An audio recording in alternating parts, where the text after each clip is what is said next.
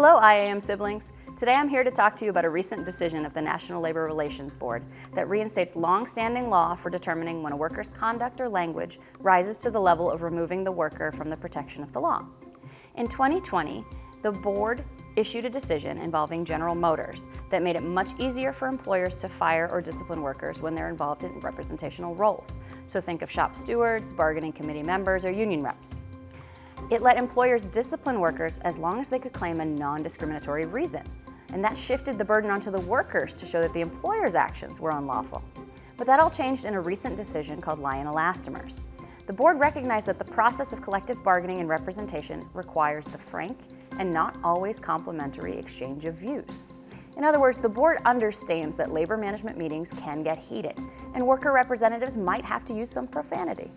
It also recognized that if employers are allowed to discipline employees every time someone makes a statement that might give offense, then the employers are in a position to crush workers in their protected concerted activity, and the workers have no way to push back against managers who themselves become abusive. In the prior cases, the board had recognized that protected activity, meaning actions taken by workers on behalf of their coworkers, like participation in management meetings, have to be evaluated differently than other conduct in the workplace. The IAM, of course, does not condone cursing or abusive language, but we recognize that labor management meetings do get heated. The board's return to its prior rule about such language will help protect workers' rights. IAM workers should recognize that the board's rule doesn't protect all kinds of language and behavior.